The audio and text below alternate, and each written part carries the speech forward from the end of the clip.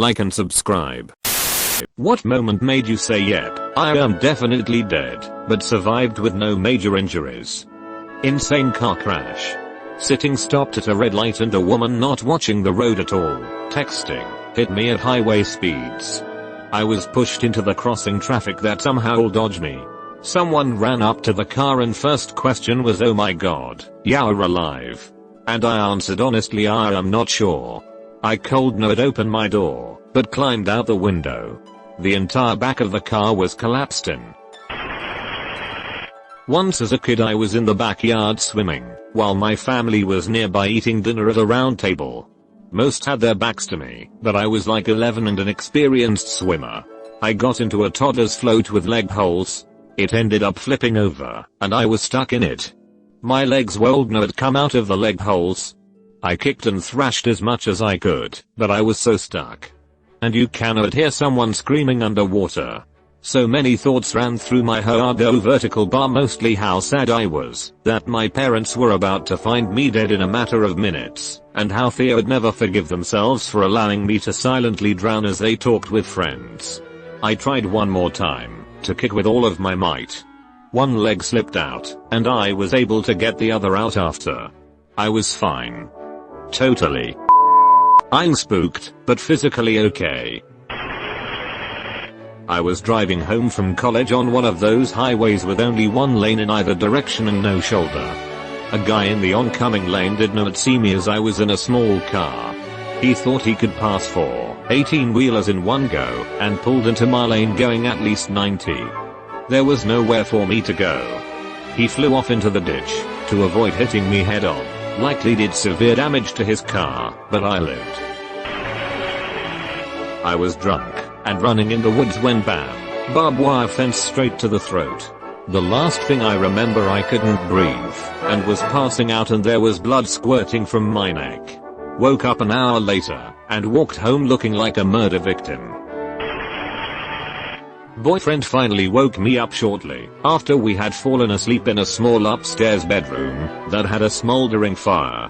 After we collapsed on the floor and couldn't find the door that was not even 5 feet away, we kept hitting walls and corners and started to not comprehend anything.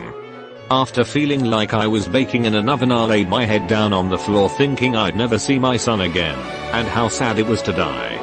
It felt like eternity, and felt very lonely. My boyfriend somehow found his phone on the floor, called 911.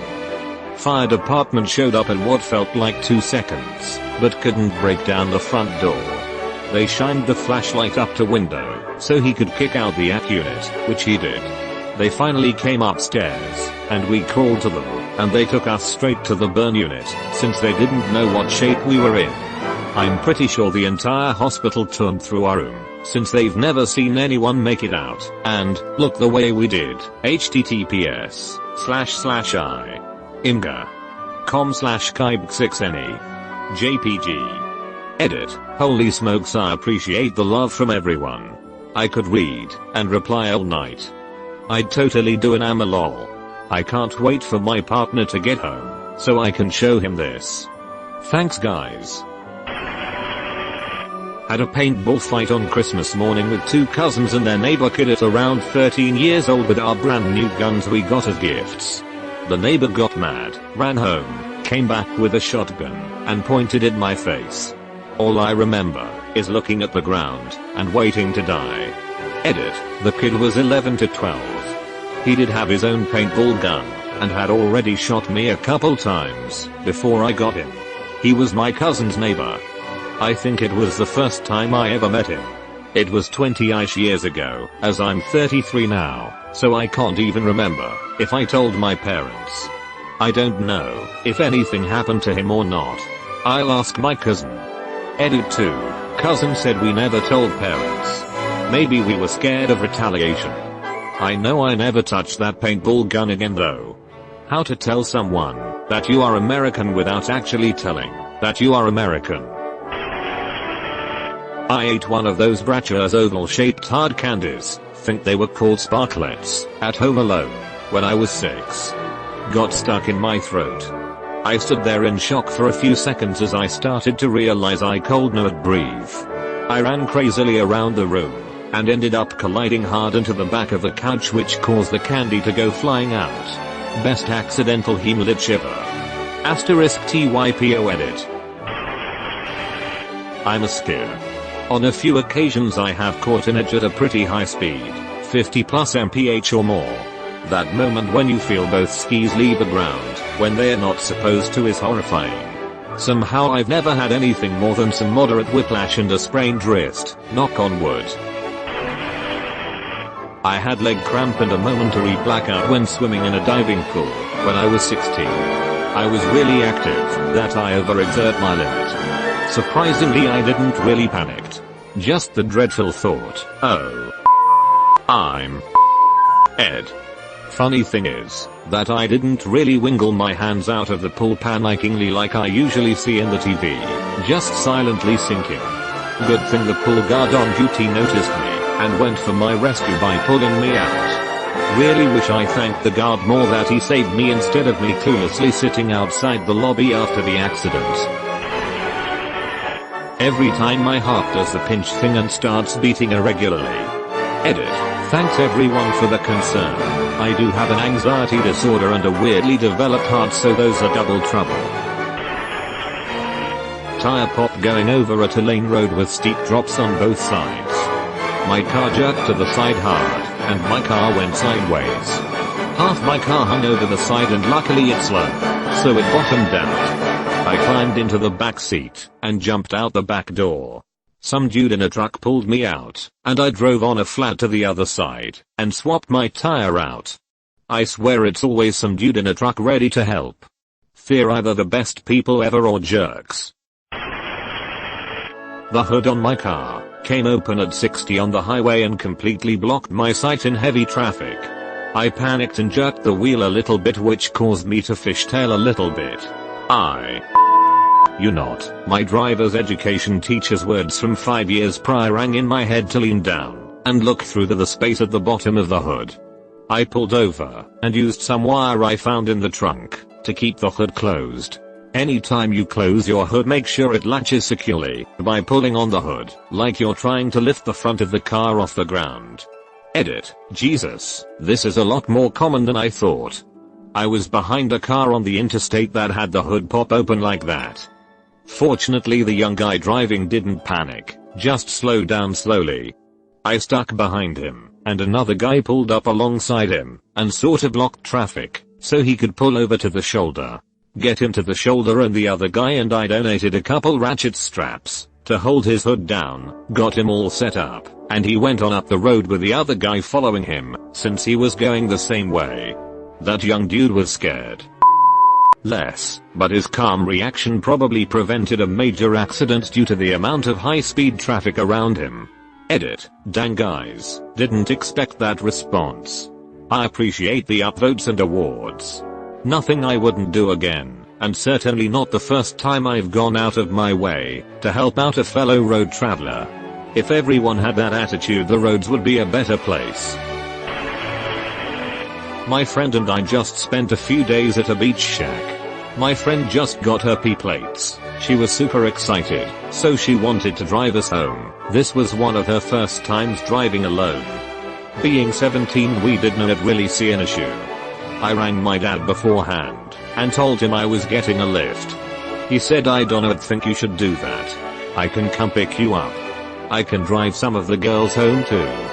I think you guys should wait until Sheila's had more experience.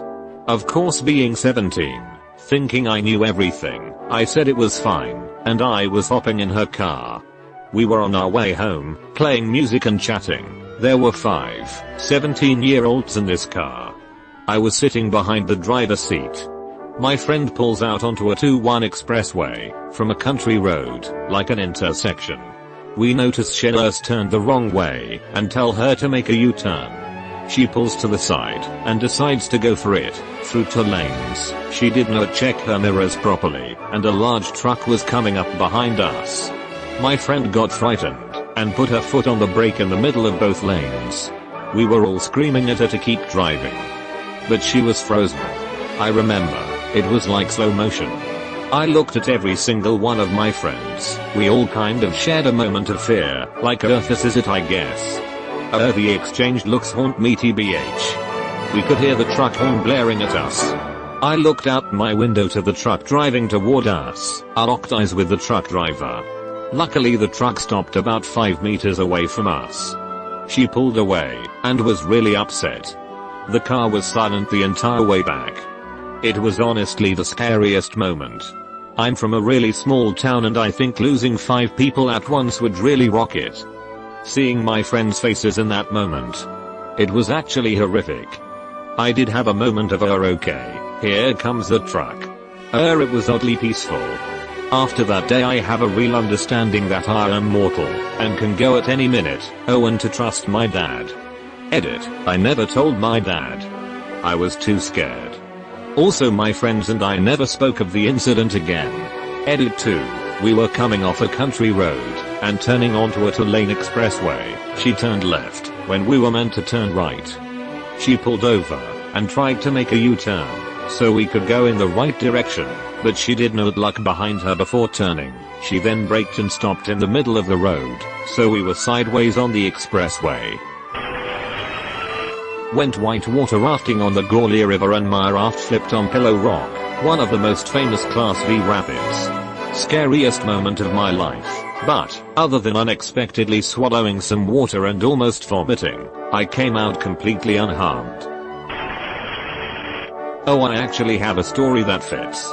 I was coming home from a party at 2 AM in 2016, and made a conscious choice to drive through town, rather than take the big highway that skirts the city limits. It would add like 10 minutes to the trip, but hey, it was the first time I'd been back in ages. That decision literally almost killed me. Not even 5 minutes after that, the 3-lane highway, really just a wide road, passed in front of mall, and there was a signal light there. Well, some drunk idiot decided to turn right into the mall from the far left lane, and I was in the middle lane. I had absolutely no time to stop, so I slammed into the side of his car at 65 miles per hour. I remembered yelling TT and trying to keep control of the wheels to get the car off the road onto the grass before I blacked out for a few minutes. The airbag and the seatbelt combined had fractured my sternum, which took the air out of my lungs and made me faint, I guess. But it didn't feel like I woke up, more so like my vision came back into focus and I was aware. But those few moments I was still kind of conscious and in immense pain. Worst I've ever felt in my life. I hurt from the skin on the soles of my feet to my scalp. Every single inch was in pain, and I was like, so I'm dead. This is my body telling me I'm dead. So when I came to, heat hit me cause my car was dead and the engine was as hot as standing in a fire.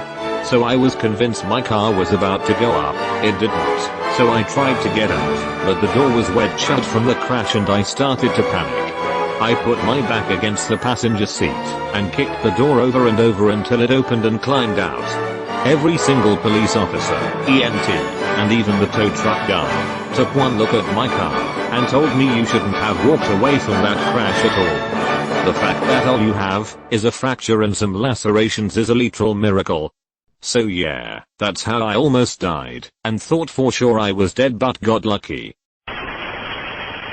A really bad flash fire at work where I jumped into a pit to get away from the heat. I saw the flames roll right over top of the pit. I thought for sure I was going to die. I got some wicked 3rd-degree burns, but I lived. Parachute deployed but failed to open. That was one of those moments. Then training kicked in. Cutaway failed shoot, deploy secondary. But for a brief moment life was about to be over in my mind. When I was 18 I was driving through an intersection with the right of way, going 70 km/h, or 43.5 miles per hour, a man in a blue Mazda 3 hatchback decided to run the red light turning left. He was so close to me that I could see the whites of his eyes, and in a split second I thought I'm about to T-bone this guy. Driver side door, and he is going to die. Instinctively I yanked on the wheel and swerved to the right and instantly went over the curb and off the road onto someone's lawn.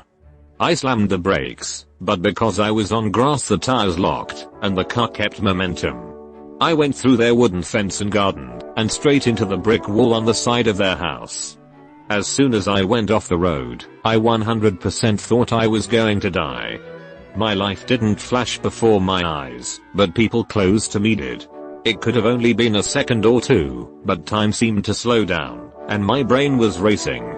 I thought about how my girlfriend would react, what my parents would say, what my friends would think, etc.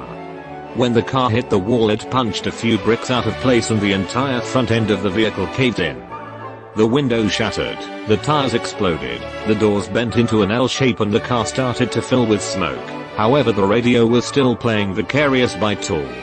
I was concussed by the airbag, broke my nose, jaw, 2 fingers, had whiplash and my left knee was dislocated. I was in shock, and couldn't believe that what just happened was real, and so I just sat there kinda freaking out. A group of parents from a birthday party across the street saw what happened, and ran to the car, and pulled me from it as they thought it was about to catch fire. The man in the Mazda 3 drove away. If it wasn't for the testimony of those parents who told the police they witnessed the man run the intersection, and that I didn't do anything wrong, I would have been completely liable for all of the property damage, and additionally insurance would not have replaced the vehicle as it would have been deemed at fault. I'm glad nobody else got hurt. I was driving down a highway, doing 65 miles per hour, and suddenly my car started to shake. I tapped the brakes in reflex and my entire car flipped 180 degrees. I'm now facing oncoming traffic, including a semi-truck. I was so close I couldn't see the driver compartment. I screamed and jerked the wheel, bringing me in front of a sedan with 2 people screaming as they watched me appear out of nowhere. I kept screaming, and floored the gas pedal, made it to the side of the road, and cried for a long time. I had blown a rear tire. Hitting the brakes was a terrible choice. I was a senior in high school, and the student club I was in organized an unofficial beach trip towards the end of the year, no teachers or official permission, leaving me and a few other seniors in charge of supervising everything.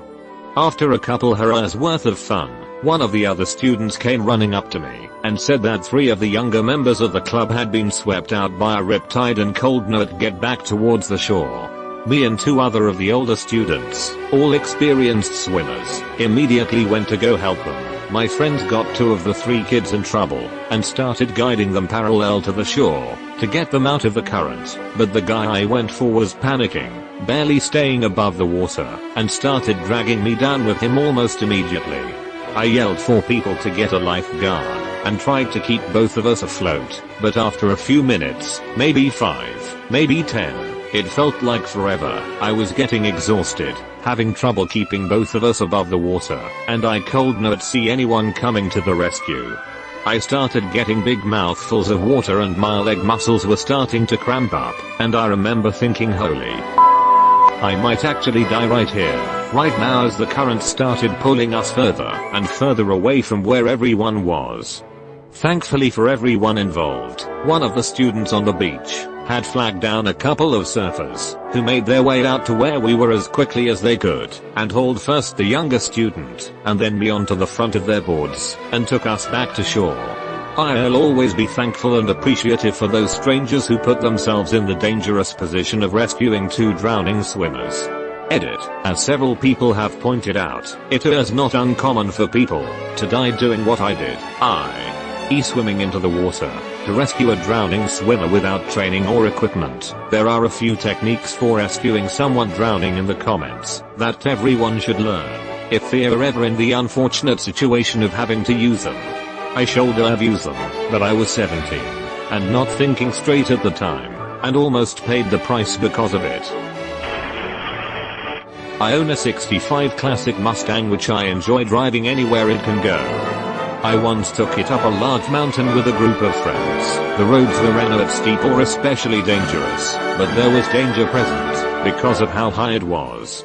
We made it up the mountain with no issues, and stopped at bar at the top, where my friends got plastered. I did not drink, because I was the designated driver. Before I continue, I need to clarify that the brakes on a stock classic Mustang from the 60s era need to be primed before use. Basically, you have to hit the brakes twice before they work. On the trip down, the brakes cut out and stopped working. I primed the brakes over and over, but they did not engage. The parking brake had not been working the past month, and was going to be replaced that Monday. I soon lost control of the car and we started to barrel down the road. We turned a shallow right corner and saw a long road that ended with a sharp turn. At that moment I thought I was going to die and take my friends with me. They had no clue they were plastered in the back. Luckily the brakes re-engaged halfway down the road and we managed to turn the corner. It has been 4 months and I have not touched that car. To this day my friends have no clue what almost happened. I was driving on the turnpike in my Mazda 3 in the hard rain. It was 3 lanes, and I was in the left lane doing 55, and then I hit standing water and hydroplaned. I did a full 360 spin across all 3 lanes of traffic, and ended up in the shoulder stopped.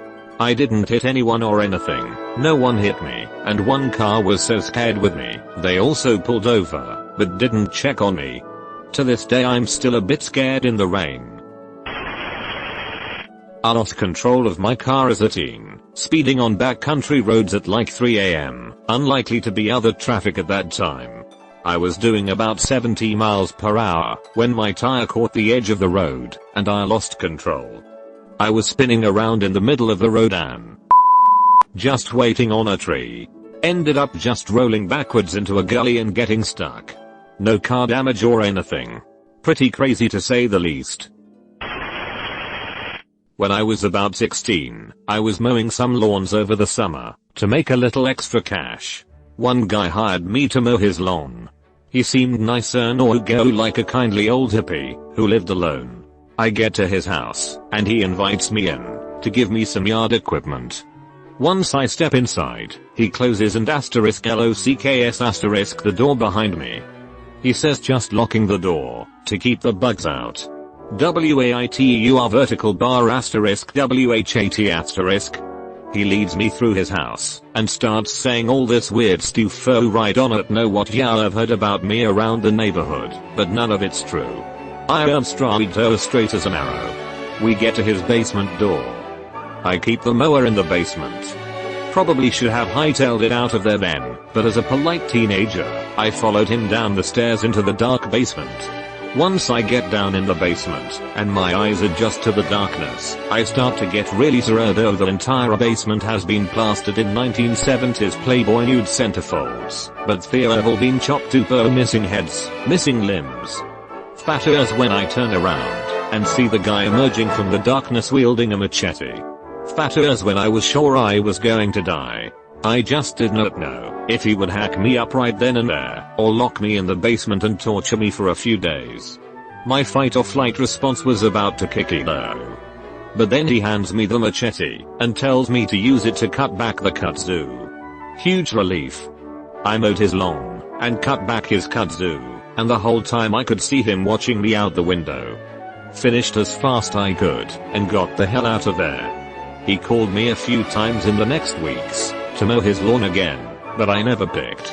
Eventually, he moved away. To this day, not sure if he was an actual serial killer, or just a cookie old man who did not understand how creepy he was. Can I take a break now? I was pregnant and got meningitis. At work I fell ill, and they sent me home, because apparently I looked grey. That night my head felt like it was going to explode to the point I started slamming my head against the wall to relieve it. My husband was absolutely terrified and wanted to call an ambulance, but I refused, thinking it was a bad headache. Fast forward to things getting worse and to being taken to the hospital and them saying it's probably a migraine. I have migraines and this was no migraine. A quick-witted nurse saw how confused I was, couldn't remember my birthday or our son's day or even how to sign my name, and she took my temp and did a urine test. As she's taking my temp she goes, whoa, have you taken your temp before? Your temp is 104. Suddenly all these alarms go off, and I can't move. My body felt like I was locked up in a giant cramp. I was having a fever-induced seizure, but was conscious for the first bit. I saw just a storm of doctors and nurses and equipment rushing in the assessment room. I thought, OMG, my husband is going to get a call that I'm gone. Or a vegetable and my son won't have his mother and this kid in me won't know life. Then nothingness. Lucky for me, they just covered me in ice to bring down my temp. That stopped the seizure. They took me to ICU and sent me for an MRI, and all I remember is them telling me they may have put me in a coma, and do I want my life to take priority over the life of the baby. Sitting in that ICU room in total isolation, they didn't know if it was bacterial or viral for a day or two, so no one could visit. I had a lot to think about and really had to come to terms that I may not make it out of this, and my baby may not either. You have to make your peace and stop fearing death and kinda get to work. I wrote letters to loved ones thanks to a very brave and kind nurse's help. Happy to report it ended up being viral meningitis. I fought hard and both myself and now my perfectly healthy 3-year son are doing great. Still have the letters in my safe and hope I never need them handed out. It was a long road to recovery, but I've never taken my health or life for granted again. Edit. Thank you all for the kind words and awards. A little sad I forgot to add was if ever you have fever with a stiff neck and or fever, waste no time and go to the hospital. Edit. So since some people want to make assumptions about the things that happened and that happened beforehand, I guess I have to clarify a few things. They split up a few months prior, not me knowing her for a few months. I had known for a few years before she had the kids, and I have been in their life since they were born. I was not a stranger to anyone in that house. In fact, they knew me better than their actual father. The youngest had a nightmare and asked his mother if he could sleep with her. I'm not going to tell a child no, just because some of you are uncomfortable showing love and that you care to children. They were asleep next to her, not me. They were not his kids. He was just obsessive and controlling of her. I really didn't think I needed to add a whole origin story to this thread asking about a time I thought I would die. 2 years ago I was sleeping in my then girlfriend's bed with her and her 2 kids. Around 3 or 4 in the morning I hear someone walking around in the room and open my eyes to see her ex-boyfriend, who she had left months ago, but wouldn't leave her alone and let her leave him, walking to turn the light on. As he turns the light on I see him grab a gun from behind his back. At this point I'm thinking that he is going to just turn and shot me, and I'm worried about the kids getting hit. I go to roll onto my back to get up, and as I roll I get hit in the throat by his fist. I can't swallow for a few seconds and I think to myself I need to calm down and try to breathe before I panic. Once I realize my windpipe isn't crushed I sit up in the bed and tell the kids to go hide in the closest. At this point he is screaming at me and I'm barely awake. I get hit in the side of the head with the gun, try my best to move with it, and sit back up. Screaming continues. Girlfriend is now screaming at him to leave, and he hits me in the other side of the head. Once I sit back up again he points the gun in my face while screaming. He finally decides that it's not worth it or something, and leaves through the door he broke in from, shoots off his clip into a field across the street, and him and his friend drive off. Cops get called, and they get him not even an hour later. He is now in prison for 12 more years and I walked away with just a bad headache the next morning. I thought I was dead the moment I saw the gun, and lucky no one was seriously hurt. The worst part of it all is the kids having to go through it, and how many people tell me they would have beat his. Dude had at least 150 pounds on me and a gun. TL. Dr. Girlfriend's ex broke in with gun, hit me in the throat and pistol wiped me 2 times. When I accidentally got drugged at a party because I drank the drink of a female friend, I left for home on my own and fell from my bike 5 times and landed in the bushes next to the road. I threw up everything I had inside me and was so disoriented that I could not get up anymore. I slept trough the night in the bushes while it was 13°C out and had multiple occasions where I thought I would die. Called emergency numbers multiple times, but they wouldn't come, and eventually got picked up by a taxi chauffeur that brought me home. After laying in a wet bush for 8 hours, I couldn't leave my bed for 3 days after that. Only thing I'm happy about in that experience is that the female friend did not drink it and got home safely. in one of my first solo flights, when Cessna's pilot door opened during a turn and my belt was the only thing between my and the ground, 2,000 feet away. I was running down a hill after rain, when I was a kid, about 8, and slipped and fell. I jarred my spine pretty bad, and couldn't move my arms or legs. I couldn't speak. All I could do was suck in air, whilst making some pretty horrific noises in the process. The teacher sat with me and shooed away all the gawking kids, while she rubbed my back and said nice things. No idea why nobody called an ambulance. Honestly, one of the most terrifying hours of my life, though I cannot explain how happy I was when my limbs started working again. Also, when I was about 23, there's an ocean pool near where I live. Man-made, and during big seas it basically turns into a vortex of hell. Some friends and I went down there, and arrived when it looked fairly placid. We jumped straight in and paddled around, as you do. Then the next set of waves started coming in. On the ocean side of the pool, the waves were trying to suck us back out to sea. On the cliff side, it was trying to turn us into mincemeat. I got halfway across the pool, when I realized a friend of mine with no experience with ocean swimming was struggling, so went over to help. I made him swim to the middle of the pool with me to wait for the set to pass, and we managed to get out once it calmed down again. There were some bruises and cuts, but way better than the alternative. Edit, to those asking, an ocean pool is a pool next to the ocean, and filled with seawater. Think rock pool, but bigger and less natural. This https, media. timeout.com/images/105649256/750/422/image. JPG is kind of similar to the pool in question, but not maintained like this one. Think no ladder/stairs to get in. A lot more seaweed and sharp barnacles. In theory, it's a great way to swim in the ocean without actually swimming in the ocean, to avoid sharks and other fun things trying to kill you. In practice, after big seas, sharks get washed in fairly often. You don't know. That's the fun part. When both the stewardess and pilot at different times came on the loudspeaker of the plane saying they are doing their best to land safely. Then seeing the fire engines and other emergency vehicles on the runway waiting for us. The plane landed fine, but as it was going for the landing a weird calm came over me, because I knew I wasn't going to make it, and that was fine. It has nothing to do with injuries, but I think it pertains to this post.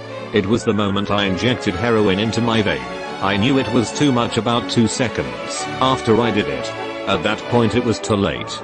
There was no going back. My girlfriend at the time was in the other room. I had no idea if she was going to come back in time. I knew I was going to overdose. All of those thoughts happened in a matter of 2 seconds. Then in the blink of an eye, I'm in the hospital with and forth in me with doctors standing over me. Luckily, as my girlfriend told me later, she came back in the room, and I was like blowing cold to the touch. She called 911 and a fire truck had luckily been around the corner.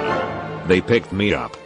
She told me that I had flatlined, and they had to shoot me with Narcan to bring me back. After spent 20 minutes at the hospital, I ripped the fourth out, got dressed, and went out and used again. I'm grateful to say that I'm 2 years sober as of last month. I survived a car crash that wrecked my car. Rolled twice, landed upside down, learned the hard way that I did not have airbags, or at least they did not deploy. Did have my seat belt on though, that probably saved me. Paramedic said he had not seen a wreckage like that, and have it end well. Not even a hairline fracture. My friend put me in a fold-out couch when we were 12, unaware of how to get me back out. Because of the weight and pressure on me, I started to panic and scream, making it worse. He cut me out of the center of it like a burrito C-section. My friend's stepfather was an extremely abusive drill instructor. The beating he took was terrible. But that's my story. Emergency C-section from a fold-up couch. Edit. Wow, I normally get a ton of hate, and this actually made me feel good. Thank you guys and gals, that was extremely sweet. Logan, my friend at 16, finally started to fight back, and the first fight he won, he was immediately kicked out. He lived with me and my family for years, until he got himself stable on his own. That was 21 years ago. He's still my good friend, just life itself has separated us. Fell asleep driving through the night with my brothers. They were supposed to stay awake and help me stay awake, but were out cold. I woke up as the right front tire kissed the gravel on the side of the highway, ripped the wheel to the left, and managed only to spin out. Weird thing was, while it was happening, I was crystal clear, fully focused, and totally in control, as if time had slowed down, but thinking that we were all dead. I went out for a surf on a stormy day and thought to myself, no one else is out, those idiots. Before being held down by 2 waves, after eating it on the first wave of the first wave of the session, was thrown down and held under, and while being tossed around, my leg rope wrapped around both my legs and one of my arms, so I was probably being held at around 5 feet under with only one arm free, while my board tombstoned. Board tip is barely visible at the surface, but floats vertical like a tombstone. Finally managed to catch a breath between sets, before taking another 3 or 4 on the head, and for sure just thought, well, this is it. No one's out, fishermen will find my body or my board. Managed to get my other arm free, and got to shore very quickly, and then avoided the ocean for a few days, even though the waves were absolutely perfect. There is a reason no one was out. Everyone else was 10 minutes down the road at another beach, where the waves were smaller and cleaner. Daisy chain IED attack when on a convoy in Iraq in 2003. I saw 2 go off in front of me, and felt one just behind. They didn't just miss injuring me, and the people in my vehicle, no one else in my convoy was hurt. The only injury I had, was a wicked ringing in my right ear for a week, followed by some hearing loss. Not bad considering. I was in the turret on an MRAP in Afghanistan. We hit a bump in the road and the vehicle tilted hard. If we had gone much more, or if the driver had eaten a lighter breakfast, we would have tumbled down a steep slope into a river. I would have either been crushed in the river, or drowned in the river. Fortunately, we righted and kept going, but for a second I was looking at an awful lot of open space, where normally I'd only see armor. There's also the time I almost died from dysentery. Same place, about 2 weeks after the truck incident as it happens. Good times. When my mom read my search history 5 years ago. Bungee jumping. For the second I legitimately thought I was dead. It was terrifying. I don't do heights well. First 16 years of my life. Abusive father who would start swinging as soon as he got home from wherever he was. Anytime my father was home, all siblings would run to their room and mother would start praying silently. You've been visited by the ghost of a very important man. Pay your respects by liking and subscribing, and he'll grant you 3 weeks of good luck.